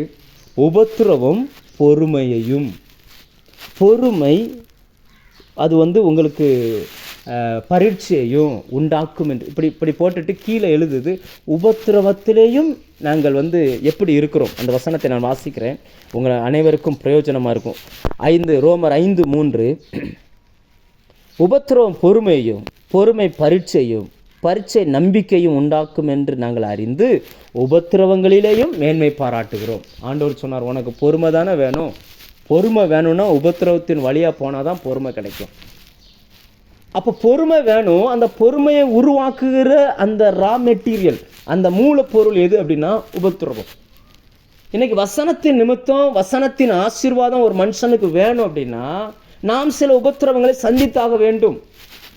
ஆனால் நம்ம என்ன நினைக்கிறோம்னா, ஐயோ அது வேண்டாம் எனக்கு, அது எப்படின்னா நான் விதை போட மாட்டேன், அறுவடை மட்டும் வேணும் அப்படின்னு நினச்சா எப்படி? அது எப்படி சாத்தியமாகுமா? சாத்தியமே ஆகாது. நம்ம நினைக்கிறோம், அதாவது நான் எதுவுமே செய்ய மாட்டேன், ஆனால் எனக்கு ஆண்டவர் சொல்கிறார் அப்படி இருக்க வாய்ப்பே இல்லை, வாய்ப்பே கிடையாது. வசனத்து நிமித்தம் கட்டாயமாக உபத்திரவங்கள் வரும். ஏனென்றால் தேவன் உங்களை பரலோகத்துக்கு ஆயத்தப்படுத்தவே இந்த வார்த்தைகளை உங்களுக்கு அனுப்புகிறார். இந்த வசனம் ஒன்று உங்களை உடைக்கும், உங்களை உருவாக்கும். உடைக்காமல் உருவாக்கப்பட முடியாது. அநேகர் நினைக்கிறாங்க உருவாக்கப்பட்டால் மட்டும் போதும்னு சொல்லி. சில காரியங்கள் உடைக்கப்பட வேண்டும், சில காரியங்கள் பிடுங்கப்பட வேண்டும், சில காரியங்கள் நடப்பட வேண்டும், சில காரியங்கள் இடிக்கப்பட வேண்டும், சில காரியங்கள் கட்டப்பட வேண்டும். கர்த்தருடைய வார்த்தை இவைகளை செய்யும். நமக்கு சில காரியங்கள் சந்தோஷமாக இருக்கும் பொழுது ஏற்றுக்கொள்கிறோம், சில காரியங்கள் நாம் விரும்பத்தகாததாய் வரும் பொழுது வசனத்தின் நிமித்தம் அந்த வார்த்தை தேவன் பரிசுத்த ஆவியானவர் தெளிவாக எழுதுகிறார். வசனத்தின் நிமித்தம் வசனத்தை கேட்டுக்கொண்டு போகிறான். தனக்குள்ளே வேறு இல்லாதபடியினால், அதாவது ஆழமான அனுபவம் இல்லாதபடியினால், கிறிஸ்துவோடு கூட நடக்கிற அந்த அனுபவம் இல்லாதபடியினால் உபத்திரவம் வருகிறது. வசனத்தின் நிமித்தம் அந்த உபத்திரவம் வருகிறது. அவன் சோர்ந்து போகிறான். யோசிச்சு பாருங்க, தகப்பனின் தாயின் கனம் பண்ணுவாயாகன்னு வார்த்தை சொல்லுகிறது. ஒருவேளை இயேசுவை ஏற்றுக்கொள்ளக்கு முன்னாடி அந்த பையன் அம்மா அப்பாவை மதிக்காத பையனாக இருந்தான்னு வச்சுக்கிடுவோம். அன்னைக்கு இயேசுவை ஏற்றுக்கொண்டுட்டான், சபைக்கு வருகிறான். அன்னைக்கு இந்த வார்த்தை பிரசங்கிக்கப்படுகிறது. தகப்பனின் தாயையும் கனம் பண்ணணும், மரியாதை குறைவாக பேசக்கூடாது, வயதில் மூத்தவர்களுக்கு முன்பதாக உட்காரக்கூடாது, அவர்கள் எழுந்து நின்று அவருக்கு முன்னாடி உட்காரக்கூடாது, அவர்களை தரக்குறைவாக பேச, இந்த பிரசங்கங்களே அந்த மனுஷன் கேட்குறான். இப்போ அந்த வார்த்தைக்கு கீழ்ப்படியணும். அவனுக்குள்ள ஒரு வழி வரும்ல, ஏன்னா கிறிஸ்துவோடு நடக்கணும்னா இப்போ இதுவரைக்கும் மதிக்காமல் பேசணும் அந்த மனுஷனால் இனி அப்படி பேச முடியாது. அதே தான் கணவனுக்கு கீழ்ப்படியணும். இயேசுவை ஏற்றுக்கொள்வதற்கு முன்னாடி கணவனும் மனைவியும் சரி சமம். அவங்க 2 வார்த்தை பேசினா நானும் 2 வார்த்தை பேசுவேன். இப்படி பேசின அந்த குடும்பம் இயேசுவை ஏற்றுக்கொண்டுட்டு உள்ளே வர்றாங்க. உள்ளே வந்தால் வேதம் சொல்லுகிறது, ஒருவருக்கு ஒருவர் தெய்வ பயத்தோடு கீழ்ப்படியுங்கள். இப்போ இங்கே நானும் நீன்ற அந்த பிரச்சனையே வராது. அதில் ஆண்டவர் தெளிவாக சொல்லுவார், அதாவது கிறிஸ்துவுக்கு கீழ்ப்படுகிறது போல சொந்த புருஷனுக்கு கீழ்ப்படியுங்கள் அப்படின்றார். இப்போ இந்த வார்த்தை உள்ளுக்குள்ளே வரும்பொழுது அந்த வசனத்துக்கு கீழ்ப்படுகிறதுக்கு கஷ்டம் வரும், வலி வரும், உடைக்கப்பட வேண்டியது இருக்கும், வேதனைகளை சகிக்க வேண்டியது இருக்கும். அந்த உபத்திரவம் வசனத்து நிமித்தம் வருகிற உபத்திரவம். ஏன்னா காலமே எழும்பி தேவ சமூகத்தில் காத்திருக்கிறவனுக்கு கர்த்தர் கிருபையின் மேல் கிருபை தருகிறார் அப்படின்னு வசனம் சொல்லுகிறது. உங்களுக்கு கிருபை வேணும்னா நீ அதிகாலமே எழும்பி தேவ சமூகத்தில் காத்திருக்கணும். அந்த மனுஷனுக்கு 8 மணிக்கு முன்னாடி எந்திக்கிற பழக்கமே இல்லை. அவர் இந்த பிரசங்கத்தை கேட்கிறார். இப்போ கிருபை வேணும், என்ன பண்ணுவார்? அவர் காலையில் எழுந்திரிக்கணும், அது கொஞ்சம் கஷ்டம். யோசிச்சு பாருங்க, சாதாரண போலீஸ் வேலைக்கு போகிறதுக்கு ஒரு ட்ரைனிங் இருக்குது. அது போக ஸ்பெஷல் கமாண்டோ வேலைக்கு போகணுன்னா இந்த போலீஸ் வேலைக்கு இருக்கிற ட்ரைனிங்கை பார்க்கணும், பல மடங்கு ட்ரைனிங் இருக்குது. வசனத்தின் நிமித்தம் நமக்கு உபத்திரவம் உண்டு. வசனம் உங்களை தாளாட்டி தூங்க வைக்காது. தாளாட்டி தூங்க வைக்கக்கூடிய பிரசங்கத்தை கேட்டிங்கன்னா அது பரிசுத்த ஆவியானவர் உங்களுக்கு பேசுகிற வார்த்தை இல்லை. கர்த்தருடைய வார்த்தையானது நமக்குள்ளே இருக்கிற அந்த சீலை பிதுக்கி வெளியில் எடுத்து நம்மை குணப்படுத்தும். தேவனுடைய வார்த்தை அப்படிப்பட்டது. அப்போ 2வது ஒரு விசுவாசிக்கு வரக்கூடிய பிரச்சனை என்ன அப்படின்னாச்சுன்னா, வசனத்து நிமித்தம் அந்த உபத்திரவம் நமக்கு பொறுமையை கொண்டு வரும், கீழ்ப்படிதலை கொண்டு வரும், பரீட்சை வரும். ஒவ்வொரு காலகட்டத்துக்கும் சில பரீட்சை இருக்குங்க. டெஸ்ட் இல்லாமல் முன்னேறவே முடியாது. 3வதாக ஒரு மனுஷனுக்கு உபத்திரவம் எங்கே வருகிறது? என்னாகமம் 11ஆம் அதிகாரம் அதனுடைய 11ஆம் வசனத்தை வாசித்தால் அங்கே மோசே தன்னுடைய அனுபவத்தை ஆண்டவரிடத்தில் இப்படி பேசுகிறார். என்னாகமம் 11:11. அப்பொழுது மோசே கர்த்தரை நோக்கி, நீர் இந்த ஜனங்கள் எல்லாருடைய பாரத்தையும் என்மேல் சுமத்ததினால் உமது அடியானுக்கு உபத்திரவம் வர பண்ணினது என்ன? உம்முடைய கண்களில் எனக்கு கிருபை கிடையாதே போனது என்ன? இப்போ பார்த்தீங்கன்னா ஊழியத்தில் முன்னணியில் நிற்கிற ஒரு மனுஷன், ஜனங்களை குறித்து உண்டாகிற பாரம் ஒரு மனுஷனுக்கு உபத்திரவமாய் மாறுகிறது. சார், உங்களோடு பழகுற ஜனங்கள் இயேசுவை அறியாதவர்களாக இருப்பார்கள் என்னால் அவங்களுக்காக நீங்கள் ஜெபிக்கணும். நீங்கள் ஜெபித்த உடனே ஒரு மாற்றம் உடனே அவங்களுக்குள்ளே வராது. ஆனால் நம்ம என்னைக்கு அந்த மனுஷிக்காக ஜெபிச்சுட்டு போவோமோ அன்னைக்கு அந்த மனுஷி பண்ணக்கூடிய சில சேட்டைகள்லாம் பார்த்திங்கன்னா போய் இவங்களுக்காக நம்ம ஜெபிக்கணுமான்ற எண்ணமே நமக்குள்ளே உருவாயிரும். ஜனங்களை குறித்து வருகிற அந்த பாரம் நமக்குள்ளே உபத்திரவமாய் மாறும். ஆண்டவர் அவங்களை ஜெபிக்க சொல்லுகிறார், அவங்களை நேசிக்க சொல்லுகிறார், அவங்களுக்காய் ஜெபிக்க சொல்லுகிறார். நம்மால் அவங்கள நேசிக்க முடியாது. ஆனால் நேசிக்காமல் நம்ம கிறிஸ்துவை காட்டவும் முடியாது. எப்படி முடியும்? யோசிச்சு பாருங்கள். ஜனங்களை குறித்து உண்டாகிற அந்த பாரம் அநேகர், நான் சில நேரங்களில் நான் வியாழக்கிழமை மட்டும்தான் லைனில் வர்றேன், சில நேரங்களில் எப்போவாது வரும்போது சில நேரங்களில் அநேகர் ஜெபிக்கிற அந்த டயத்தில் நான் உள்ளே என்ட்ரி ஆவேன். அப்போ சிலருடைய பாரமான அந்த ஜெபம் பார்க்கணும். தேசத்துக்காக, வாலிப பிள்ளைகளுக்காக, சிறு பிள்ளைகளுக்காய், குடும்பங்களுக்காய் பாரமாக ஜெபிப்பாங்க, கண்ணீரோடு ஜெபிப்பாங்க. தன் சொந்த குடும்பத்துக்கு ஜெபிக்கிறது போல் அவங்க ஜெபிப்பாங்க. அவங்களுக்கு அதில் சில ஜனங்களுக்காய் படுகிற சில பாரம், அந்த பாரம் சிலருக்கு உபத்திரவமாய் மாறுகிறது. சில மனிதருக்கெல்லாம் இந்த அனுபவம் ஒரு சில பேருக்கு இருக்கும். ஆவியானவர் உணர்த்துகிறபடி என் ஆவியிலிருந்து நான் சொல்கிறேன், உங்களில் சிலருக்கு அந்த அனுபவம் இருக்கும். சில மனிதர்களுக்காய் குறிப்பிட்ட நாட்கள் ஜெபிச்சுக்கிட்டே இருக்கிறீங்க, மாறணும்னு சொல்லி. எவ்வளவுக்கு எவ்வளவு மாறணும்னு நினைக்கிறீங்களோ அவ்வளவுக்கு அவர் எதிர்வசத்தில் மாறுகிறார். ஆனால் உங்களால் அந்த விட்டுட்டு போகவும் முடியலை, கூட ட்ராவல் பண்ணவும் முடியலை, வச்சுக்கிடவும் முடியலை. சில உறவுகள்லாம் பார்த்தீங்கன்னா அவங்கள நினைச்சாலே கோபம் வருது. ஆனால் ஆண்டவர் சொல்வார் அவங்களோடு தான் இருந்தாகணும். நல்லா புரிஞ்சுக்கோங்க. சாராய் ஆகாரை கொடுமைப்படுத்தினான்னு வசனம் சொல்லுது. ஆகார் அடிமை பெண், பிறந்ததுலேருந்தே வேலை செஞ்சு பழகின பெண். வீட்டு வேலை செய்கிறதோ வீடுகளை பராமரிப்பதோ ஆகாருக்கு ஒன்றும் புதுசு இல்லை. ஆனால் அப்படிப்பட்ட அந்த பெண்ணே இந்த வீட்டில் இருக்க வேண்டாம் அப்படின்னு நினைக்கிற அளவுக்கு சாரால் கொடுமைப்படுத்தினான்னு வசனம் சொல்லுது. ஆனால் கர்த்தர் என்ன தெரியுமா சொன்னார்? அதை தாங்க முடியாமல் அவங்க ஓடி வனாந்தரத்துக்கு போகும் பொழுது கர்த்தர் சொன்ன வார்த்தை என்ன? நீ போய் உன் நாச்சியார் அண்டையில் அடங்கி இரு அப்படின்னார். சில உபத்திரவப்படுத்துகிற உறவுகள் நம்முடைய வாழ்க்கையில் அனுமதிக்கப்பட்டு இருக்குதுங்க. அந்த ஜனங்களுக்காய் நம்ம படுகிற அந்த பாரம் நமக்கு ஒரு உபத்திரவமாய் மாறுகிறது.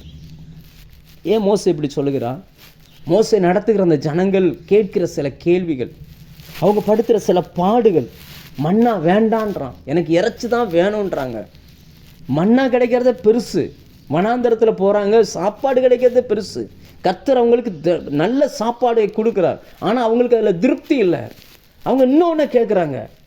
இப்போ மோசே சொல்கிறான், ஐயா என்னையா அந்த ஜனங்களை குறித்து எனக்கு வருகிற அந்த பாரம், ஊழியக்காரர்களுக்கு வருகிற பாரம், சில விசுவாசிகள் படுத்துகிற பாடு, சில சொல்லுகிற சில என்ன பிரசங்கம் பண்ணாலும் நெகட்டிவான கமெண்ட்ஸ், சில பிரச்சனைகள். நல்லா புரிஞ்சுக்கோங்க, தேவன் உங்களை ஒரு தலைவனாக பார்த்துட்டார் அப்படின்னா, உங்களை ஒரு தலைவனாக அல்லது தலைமை தாங்குகிற இடத்துல உங்களை வச்சுட்டார் அப்படின்னா, தேவன் தருகிற மனுஷங்க எப்படி இருப்பாங்க தெரியுமா? நீங்கள் போய் 1 சாமுவேல் 23, 24, 25 இந்த பகுதிகளை வாசித்து பாருங்கள். அதுலாம் என்கிற ஒரு குகைக்கு போனாராம் தாவீது. தாவீதோடு கூட போன நபர்கள் எப்படிப்பட்டவங்கன்னா, கடன்பட்டவர்கள், முறுமுறுக்கிறவர்கள், அவர்கள் புறக்கணிக்கப்பட்டவர்கள். அதில் ஒரு கூட்டம், அந்த வசனத்தை நான் படிச்சுக்கிட்டு இருக்கும்போதே இப்படி எழுதப்பட்டிருக்கிறது, முறுமுறுக்கிறவர்கள். சபையில் 2 முறுமுறுக்கிற ஆள் இருந்துச்சுன்னா போதும், பிரசங்கம் பண்ணிட்டு இறங்கும் பொழுது அந்த 22ஆம் அதிகாரத்தில் முதல் வசனம் நான் அதை வாசிக்கிறேன். தாவீது அவ்விடம் விட்டு திரும்பி தப்பி அதுலாம் என்னும் கெபிக்கு போனான். அதை அவன் சகோதரரும் அவன் தகப்பன் வீட்டார் அனைவரும் கேட்டு அங்கே அவனிடத்தில் போனார்கள். ஒடுக்கப்பட்டவர்கள், கடன்பட்டவர்கள், முறுமுறுக்கிறவர்கள் யாவரும் அவனோடு கூடிக்கொண்டார்கள். ஆங்கில பைபிளில் போட்டிருப்பாங்க அன்சாட்டிஸ்ஃபைட் பீப்புள் அப்படின்னு சொல்லி. திருப்திப்படாத சில உறவுகளை வைத்தான். தாவீது அவர்களுக்கு தலைவனானான்னு வசனம் சொல்லுது. அவங்கள சமாளித்து வந்தால் தான் சிங்காசனம். அதே தான் இன்னைக்கு பரிசுத்த ஆவியானவர் நமக்கு சொல்லுகிறார். சில உறவுகள், ஜனங்களின் நிமித்தம் உங்களுக்கு சில உபத்திரவங்கள் வரலாம். ஆனாலும் அதை நீங்கள் ஜெயித்து வந்தால் தான் பரலோகத்துக்குள்ளே என்ட்ரியாக முடியும். இந்த சத்தியத்தை நாம் நன்றாய் விளங்கிக் கொள்வோம். 4ஆவதாக, ஒரு ரட்சிக்கப்பட்ட மனுஷனுக்கு எங்கே உபத்திரவம்? சங்கீதம் 35 அதனுடைய 13வது வசனத்தை நான் வாசிக்கிறேன். அவர்கள் வியாதியாக இருந்தபோது ரெட்டு என் உடுப்பாக இருந்தது, என் உபவாசத்தால் என் ஆத்துமாவை உபத்திரவப்படுத்தினேன். அடுத்து ஒரு தேவ பிள்ளைக்கு வரக்கூடிய அடுத்த உபத்திரவம் என்னன்னா உபவாசத்தினால் வருகிற உபத்திரவம். உபத்திரவம் இல்லை, ஆனால் இந்த வசனம் என்னன்னா மற்றவர்களுக்காக இவங்க படுகிற உபவாசம். சிலருக்கெல்லாம் புருஷன் கூட சண்டை போட்டால் அன்னைக்கு உபவாசம், பிள்ளைய முறைச்சிடுச்சுன்னா அன்னைக்கு உபவாசம், குட் மார்னிங் சொல்லணும்னா அன்னைக்கு உபவாசம். கோபத்தை எதில் காட்டுவாங்கன்னா சோத்தில் காட்டுவாங்க, சாப்பாடில் காட்டுவாங்க. நல்லா புரிஞ்சுக்கோங்க, உபவாசம் எதுக்கு இருக்கணும் அப்படின்னாச்சுன்னா சபைக்காக இருக்கலாம். புதிய ஏற்பாட்டு உபவாசம் அதுதான், சபைக்காக இருக்கலாம், பரிசுத்தத்துக்காக இருக்கலாம், ஊழியத்துக்காக நீங்கள் உபவாசம் இருக்கலாம். உபவாசம் இருக்கிறவர்களுடைய நோக்கம் என்ன? நோக்கம் முக்கியம். காரணம் இல்லாமல் சும்மா கண்டதுக்கும் நான் உபவாசம் இருக்கிறேன், என்னை திட்டாங்க, நான் உபவாசம் இருக்கிறேன், எனக்கு சரியாக இது இல்லை, உபவாசம் இருக்கிறேன், இப்படியெல்லாம் இருந்தீங்கன்னா உங்கள் சரீரத்தை நீங்களே கெடுத்து கொள்ளுகிறீர்கள். இன்னும் சொல்லப்போனால் தற்கொலைக்கு சமமானது. ஏன் அப்படி சொல்கிறேன் அப்படின்னாச்சுன்னா, தேவனுடைய சரீரம் இது. இந்த சரீரத்தை கெடுப்பதற்கு நமக்கு அதிகாரம் இல்லை. அங்கே அவர் அது உண்மைதான். சிலருக்காக நம்ம உபவாசம் இருப்பது தப்பு இல்லை, ஆனால் எப்போவுமே பொழுதனைக்கும் அதுவே இருந்துடக்கூடாது. சகோதரர் டிஜிஎஸ் ஐயா ஒரு முறை ஊழியர்களுக்காக ஒரு புக்கு எழுதியிருக்கிறார்.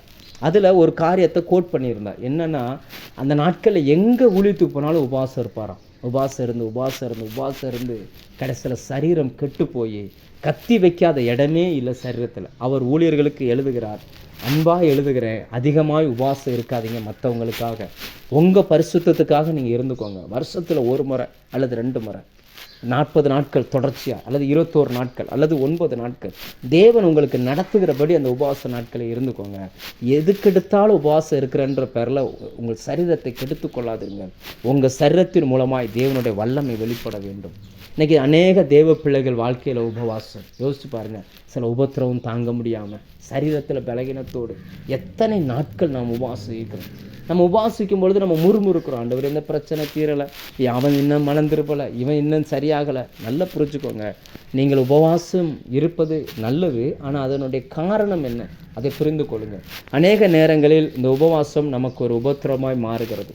சிலருக்குள்ள, சில ஊழியர்களுக்குள்ள சாப்பிட முடியாது, உபவாசம் இருந்து குடல் புண்ணாயிருது, நிறைய பிரச்சனைகள். உபவாசம் நல்லது தான், தேவன் சொல்லி நாம் இருப்போமே ஆனால் அந்த பலன் நமக்கு கிடைக்கும்.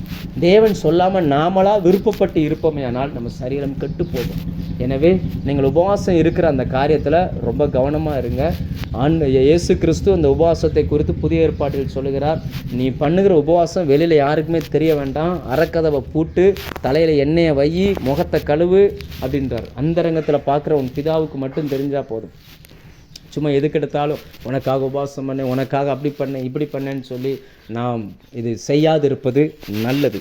அடுத்ததாக ஒரு தேவ பிள்ளைக்கு வரக்கூடிய அடுத்த உபத்திரவம் எங்கே வருகிறது? சங்கீதம் 119 அதிகாரம் அதனுடைய 75வது வசனம். அந்த வசனத்தை நான் வாசிக்கிறேன். 75வது வசனத்தில் அந்த வசனம் என்ன சொல்லுகிறத? எங்கே உபத்திரவம்? அடுத்த உபத்திரவம், கர்த்தாவே உமது நியாய தீர்ப்புகள் நீதி உள்ளதென்றும் உண்மையின்படி என்னை உபத்திரவப்படுத்தினீர் என்றும் அறிவேன். உண்மையின்படி, அதாவது தேவனுடைய உண்மையின்படி நமக்கு சில உபத்திரவங்கள். யோசேப்புக்கு வந்த உபத்திரவம் செய்த தப்பினால் வந்ததல்ல, தேவனுடைய உண்மையின்படி. தாவீதுக்கு வந்த சில உபத்திரவங்கள், மோசேக்கு வந்த சில உபத்திரவங்கள், தானியேலுக்கு வந்த சில உபத்திரவங்கள், சாத்ராக் மேசாக் ஆபேத்நேகோவுக்கு வந்த சில உபத்திரவங்கள். உண்மையின்படி, தேவனுடைய அந்த உண்மையின்படி அவர் இவர்களை எங்கே வைக்க வேண்டும் என்று விரும்பினாரோ அந்த இடத்திற்கு கொண்டு போவதற்காக சில உபத்திரவங்கள் நமக்கு வரும். அதனால் நமக்கு அந்த வருகிற அந்த உபத்திரவத்தை தேவனே சில பாதையில் நடத்துகிறார் என்பதை நாம் புரிந்து கொள்ள வேண்டும். நீங்கள் எவ்வளவு ஜெபம் பண்ணியும் சில விஷயங்கள் மாறலைன்னா புரிஞ்சுக்கோங்க, கர்த்தரே உங்களை அந்த பாதையில் நடத்துகிறார்ன்றதை புரிஞ்சுக்கோங்க. நல்லா புரிஞ்சுக்கோங்க, தேவனே நடத்துகிறார். நல்ல அதாவது என்னென்னா, சில நேரங்களில் நம்ம என்ன நினைக்கிறோன்னா, நம்மளுடைய மைண்ட், நம்ம சிந்தனையில் ஒரு இயேசு வைக்கிறோம். அந்த இயேசு எப்படிப்பட்டவர்னா, நம்ம பண்ண ஜெபத்துக்கு பதில் கொடுக்கணும்.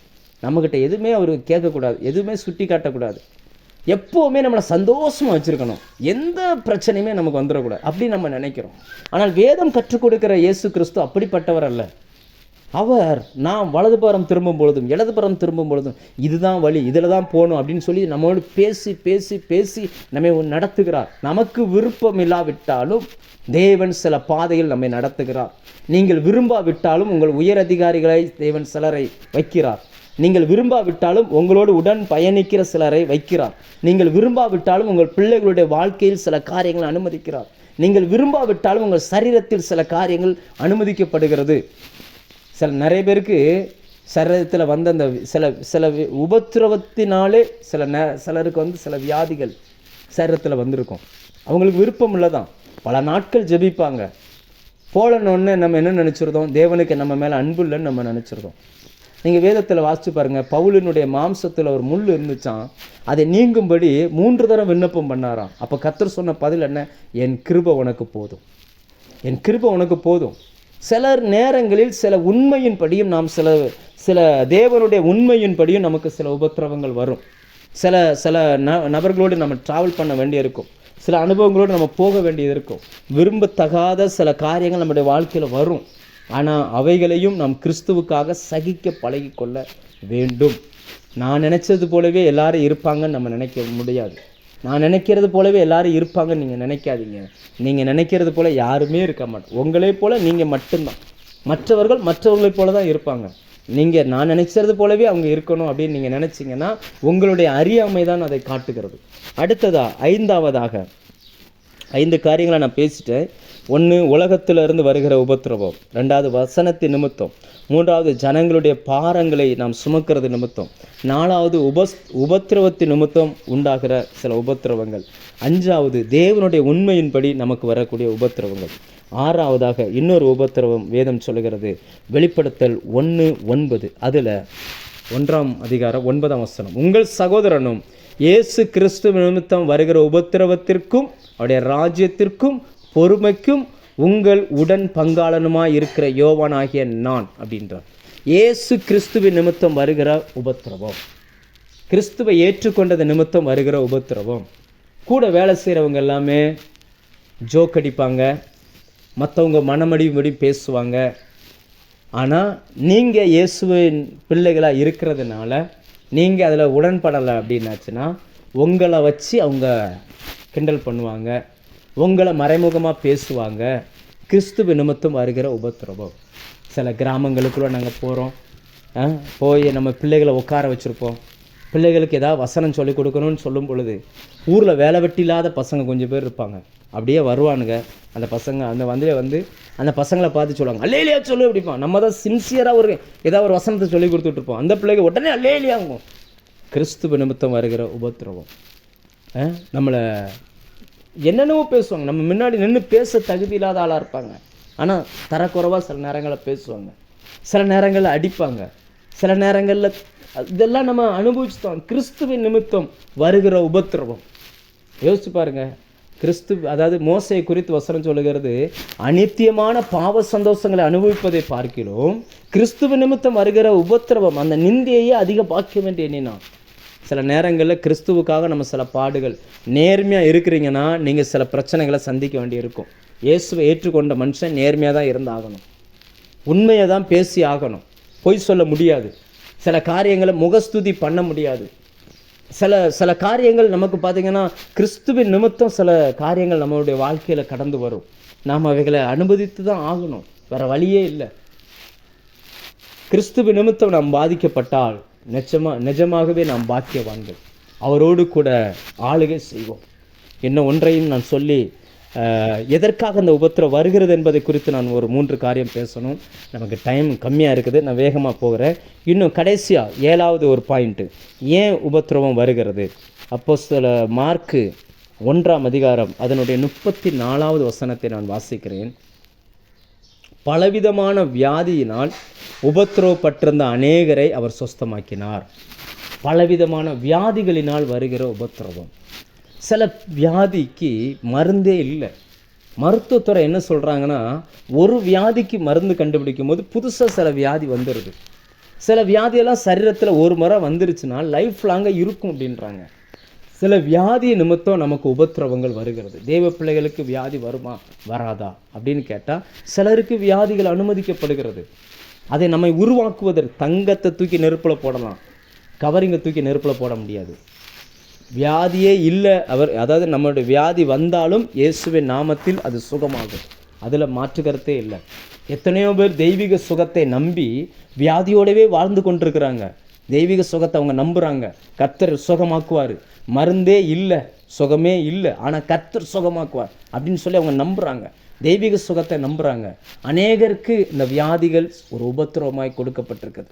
கையும் காலும் நல்லா இருக்கிற வரைக்கும் தான் வீட்டில் மரியாதை, உழைக்கும் போதே மரியாதை கிடைக்கல, படுத்த படுக்கையாட்டால் மரியாதையாக கிடைக்க போகுது அப்படின்னு சொல்லி நம்ம சிலர் யோசிக்கலாம். சில வியாதிகள், சில உபத்திரவங்கள், சில வயதான அம்மாமார் சொல்லுவாங்க, கைகால் நல்லா இருக்கணும்னு ஜோம் பண்ணிக்கோங்க, நான் 4 நாள் படுத்துட்டேன்னா எனக்கு சாப்பாடு தரதுக்கு ஆள் கிடையாது அப்படிம்பாங்க. சில வியாதிகள் வரும் பொழுது உபத்திரவமாய் அவர்கள் நினைக்கிறார்கள். இப்படி சில நேரங்களில் சில வியாதிகள் நமக்கு வருகிறது. யோபுவுக்கு வியாதி வந்தது, எலிசாவுக்கு வியாதி வந்தது, வியாதிப்பட்டு மரித்தான் அப்படின்னு சொல்லுது, மரணத்துக்கு ஏதுவான வியாதிப்பட்டு மரித்தான் அப்படின்னு சொல்லுகிறது. சில வியாதிகள் நம்மளுடைய வாழ்க்கையிலே வருகிறது. நம்ம அன்றாட ட்ராவல் பண்ணுகிறோம் உலகத்தின் நிமித்தம். இந்த கொரோனா டயத்தில் பார்த்திங்கன்னா எத்தனையோ பரிசுத்தவான்கள் மரித்து போனாங்க, எத்தனையோ தேவ பிள்ளைகள் மரித்து போனாங்க. ஆனால் சிலருக்கு வராமல் கர்த்தர் பாதுகாத்து கொண்டாங்க. ஆனால் சிலருக்கு அது வரதான் செய்கிறது. வரும் பொழுது அவைகளின் நடுவே இவங்க ட்ராவல் பண்ணுறாங்கன்னா கர்த்தருக்காய் அவர்கள் வாழ்கிறார்கள். சிலது அவர்களை அதில் ஆண்டவர் பூரணப்படுத்துகிறார். சரி, ஏன் இவைகள் வருகிறது என்பதை குறித்து ஒரு 3 பாயிண்ட் வேகமாக சில வசனங்களை மட்டும் நான் உங்களுக்கு கோட் பண்ணுறேன். கர்த்தருடைய ஆவியானவர் உங்களோடு சரியாய் பேசுவாராக. சங்கீதம் 119 அதிகாரம் 71 வசனம் இப்படி சொல்லுகிறது. அதில் தாவீது தன்னுடைய அனுபவத்தை சொல்லுகிறார். நான் உபத்திரவப்பட்டது எனக்கு நல்லது, அதனால் அவருடைய பிரமாணங்களை நான் கற்றுக்கொண்டேன் அப்படின்றார். சில உபத்திரவங்கள் நமக்கு வருகிறது நல்லது. தேவனுடைய பிரமாணங்களை அப்பொழுதுதான் நாம் கற்றுக்கொள்ள முடியும். சில எனக்கு சில வருடங்கள் ரட்சிக்கப்பட்ட புதுசில் இடது பக்க கண் பயங்கரமான ஒரு வலி, எலுமிச்சம்பழம் பிழிஞ்சா எப்படி அந்த கண் காந்துமோ அந்த மாதிரி. ஆனால் அதுக்கு மருந்து என்னவோ பண்ணி பார்த்தோம், ஒன்றுமே செட் ஆகலை, எதுவுமே சரியாகலை. சில நாட்கள் தேவ சமூகத்தில் உபவாசம் பண்ணி ஜெபம் பண்ணும் பொழுது இந்த கண்ணுக்காக ஆண்டவரே ஜெபிக்கும் போது தேவன் சில காரியங்களை காண்பிப்பார். இந்த கண்களினால் தேவனுக்கு விருப்பமில்லாத சில காட்சிகள், தேவனுக்கு விருப்பமில்லாத சில விஷயங்களை பார்த்ததை காண்பித்தார். அவைகளை அறிக்கை பண்ணி விட்டதுக்கப்புறம் இந்த மாதிரி சில காட்சிகளை பார்க்கணுன்னு அந்த நினைப்பு வரும்போதே இந்த கண் எவ்வளோ வலிக்குன்ற அந்த எண்ணம் அதை ஓவர்டேக் பண்ணுவதற்கு ஆண்டவர் பலன் கொடுத்தார். எதுக்கு சொல்கிறேன்னா, சில உபத்திரவங்கள் நம்முடைய வாழ்க்கையில் வருகிறதை அதை ஒரு அனுபவமாய் நீங்கள் மாற்றிக்கொள்ளுங்கள். அந்த அனுபவங்கள் உங்களை அடுத்த கட்ட வளர்ச்சிக்கு நேராய் அவைகள் கொண்டு போய்விடும்.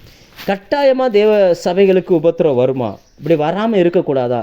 இப்படி வருவது தேவனுடைய விருப்பமா, தேவனுடைய சித்தமா அப்படின்னு நீங்கள் கேட்டிங்கன்னா, கொலோசியர் 1 அதிகாரம் அதனுடைய 24 வசனம் அதற்கு பதில் சொல்லுகிறது. நான் அதை வாசிக்கிறேன். 24 வசனம். இப்பொழுது நான் உங்கள் நிமித்தம் அனுபவிக்கிற பாடுகளில் சந்தோஷம் அடைந்து கிறிஸ்துவினுடைய உபத்திரவங்களில் குறைவானதை அவருடைய சரீரமாகிய சபைக்காக என் மாம்சத்திலே நிறைவேற்றுகிறேன். இந்த வசனம் சொல்லுகிறது, கிறிஸ்துவினுடைய உபத்திரவங்களில் குறைவானதை அவருடைய சரீரமாகிய சபைக்காக என் மாம்சத்தில் நான் நிறைவேற்றுகிறேன். நமக்கு வருகிற இந்த உபத்திரவம்லாம் எப்படிப்பட்டதுன்னா, கிறிஸ்து உபத்திரவப்பட்டாரே, கிறிஸ்து 99.99% சிலுவையில் அந்த எல்லா உபத்திரத்தையும் முடித்தார். ஆனால் மீதம் இருக்கக்கூடிய 0.09 அந்த 01 அந்த உபத்திரவத்தை உலகம் முழுக்க இருக்கக்கூடிய எல்லா சபைகளில் இருக்கிற விசுவாசிகளும் சேர்ந்து என்ன செய்கிறோம்? நம்ம அனுபவிக்கிறோம். ஆனால் நம்ம நினச்சிக்கிறோம் நம்ம உபத்திரவம் தான் பெருசு அப்படின்னு சொல்லி. இல்லை, இயேசு கல்வாரி சிலுவைக்கு போகிறதுக்கு முன்னாடி அந்த சிலுவை சுமந்து கொண்டு போகும் பொழுது சில இடங்களில் தடுமாறி விழுந்தார். அவர் சிலுவை சுமப்பதற்காக சிரேனே ஊரானாகிய சீமோனை பலவந்தப்படுத்தினார்கள். அவனுடைய தோளின் மேல் தூக்கி வைத்தார்கள். அது கொஞ்ச தூரம் தான். அதன் பிறகு இயேசு அதை வாங்கி கொண்டு அவர் தன் சிலுவை சுமந்து கொண்டு ஏறிப்போனார். சில நேரங்களில் நாம் கிறிஸ்துவினுடைய அந்த உபத்திரவத்தை சபைக்காக நம் மாம்சத்தில் நாம் சுமக்கிறோம். நமக்கு விருப்பமில்லாத சில உறவுகளோடு நம்ம ட்ராவல் பண்ணுறோம். நமக்கு பிடிக்காதவங்களோடு நம்ம வாழணும்னு தேவன் வைக்கிறார்னா நம்ம இருக்கிறோம். சில மாமியார், சில மருமகள் மரணம் அடைகிற வரைக்கும் அண்டர்ஸ்டாண்டிங் ஆகாது. ஆனால் ஒரு வீட்டில் வாழ்ந்தாகணும். சில கணவன், சில மனைவி கடைசி வரைக்கும் புரிந்து கொள்ள முடியாது. ஆனால் ஒரு வீட்டில் வாழ்ந்தாகணும். 2 பேரும் பரலோகம் போகணுமே. அப்போது என்ன செய்கிறோம்? கிறிஸ்துவின் அந்த உபத்திரவத்தை, அந்த பாடுகளை, அந்த சிலுவையை நாம் சில நேரங்களில் நாம் சுமக்க வேண்டியது இருக்கும். கிறிஸ்து கண்டிப்பாக எல்லா நீங்கள் கிறிஸ்துவின் சரீரத்தில் இருப்பீங்கன்னா, சபையில் இருப்பீங்கன்னா, வசனத்தால் ஜெனிப்பிக்கப்பட்டிருப்பீங்கன்னா, சில பாடுகள் வழியாய் நாம் பரலோகத்துக்கு போகணும். கடைசியாக ஒரு வசனத்தை சொல்லி நான் முடிக்க விரும்புகிறேன். 2 கொரிந்தியர் 4 அதிகாரம் அதனுடைய 7வது வசனம் இப்படி சொல்லுகிறது. இப்பொழுது நாம் அனுபவிக்கிற 17வது வசனம் 2 கொரிந்தியர் 4:17 அந்த வசனம் சொல்லுகிறது, காணப்படுகிறவைகளை அல்ல காணப்படாதவைகளை நோக்கி இருக்கிற நமக்கு அதிசீக்கிரத்தில் நீங்கும் லேசான நம்முடைய இந்த உபத்திரவம் மிகவும் அதிகமான கனமகிமையை உண்டாக்குகிறது. நமக்கு பரலோகத்தில் கனமும் மகிமையும் கொண்டு வந்து கொடுக்கறது எதுனா லேசான இந்த உபத்திரவம். இந்த உலகத்தில் நம்ம படுகிற இந்த பாடுகள், இந்த பண நெருக்கடி, ரட்சிக்கப்படாதவர்களுடைய வார்த்தைகள், நம்ம கூட இருந்து கீழ்ப்படியாத பிள்ளைகளுடைய சில விஷயங்கள், அல்லது நீங்கள் சந்திக்கிற என்ன பிரச்சனையாக இருந்தாலும் சரி, அது லேசானது. இதை சகிப்பீர்களே ஆனால் பரலோகத்தில் நித்தியமான கனமகிமை. சிலுவைக்கு அதாவது என்னென்னா, ஸ்தேவான் முதல்ல இரத்த சாட்சியாக மரித்த ஸ்தேவானை கல்லை விட்டு எரியிறாங்க, தலையில் மூக்கில் வாயில் அடிப்பட்டு அப்படியே சாக போகிற அந்த நேரத்தில் முழங்கால் போட்டு ஸ்தேவான் கரங்களை உயர்த்தி சொல்லுகிறார். இதோ அப்படியே அவருக்கு ஒரு தரிசனம் கொடுக்கப்படுகிறது. வானம் திறந்திருக்கிறதையும் தேவனுடைய வலது பார்சத்தில் மனுஷகுமாரனாகிய இயேசு கிறிஸ்து நிற்கிறதையும் நான் காண்கிறேன் அப்படின்னு சொல்கிறார். ஆனால் சங்கீதம் 110 என்ன சொல்லுகிறது? உமது சத்துருக்களை பாதபடியாக்கி போடும் வரைக்கும் என்னுடைய வலது பார்சத்தில் உட்காரும் என்று கர்த்தர் என் ஆண்டவரோடு சத்தியம் பண்ணினார் அப்படின்றார். அதாவது இயேசு கிறிஸ்து சிலுவை மரணத்தை முடிச்சுட்டு பிதாவின் வலது பார்சத்தில் போய் உட்கார்ந்து இருக்கிறார். ஆனால் ஸ்தேவான் பார்த்த அந்த தரிசனம் என்னன்னா, இயேசு எழுந்து நிற்கிறார். ஏன் எழுந்து நிற்கிறார்? உட்கார்ந்து இருக்கிறவர் ஏன் எழுந்து நிற்கிறார் அப்படின்னா, என் நாமத்திற்காக அவன் இவ்வளவு பாடுபடுகிறான், அவனுடைய ஜீவன் இப்போ போயிடும், அவனை வரவேற்கிறதற்காக நான் எழுந்து நிற்கிறேன் அப்படின்னு சொல்லி எழுந்து நிற்கிறான். உங்களுக்கு பிடிக்காட்டா கூட இயேசுவுக்கு பிடிக்குன்றதுக்காக சில கடினமான சூழ்நிலை நீங்கள் போகிறீங்கல்ல, உங்களை பரலோகம் கனம் பண்ணும். நாம் தேவனுடைய ராஜ்யத்துக்குள் போகும் பொழுது எழுந்து நின்று நம்மை வரவேற்பதற்கு ஒரு கூட்டத்தை கர்த்தர் வைத்திருப்பார். நிச்சயமாக நம்முடைய வாழ்க்கையை கர்த்தர் மாற்றுவார். அவர் உபத்திரவத்தை பார்த்திருக்கிறார். ஒருவேளை வருஷம் முழுக்க சில உபத்திரவம் தான், இந்த வருஷம் முழுக்க சில பாடுகளுக்குள்ள தான் நான் போயிருக்கிறேன், சில நெருக்கத்துக்குள்ளே தான் போயிருக்கிறேன். நான் சந்தோஷப்படக்கூடிய அனுபவம் எனக்கு கம்மி தான், ஆனால் என்னால் இருந்தாலும் பரவாயில்ல, ஆண்டவருக்குள்ளே வந்து நான் ஜீவனோடு இருக்கிறேனே அப்படின்ற சூழ்நிலை நீங்கள் இருந்தாலும் கர்த்தர் உங்களை சந்தோஷப்படுத்துவார். உங்கள் சூழ்நிலைகளை அவர் அறிந்திருக்கிறார். இப்போ அனுபவிக்கிற இந்த பாடுகள் இனி வரப்போகிற மகிமைக்கு ஒப்பிடத்தக்கவைகள் அல்ல. கர்த்தர் நம்மை நிச்சயமாக ஆசீர்வதிப்பார்.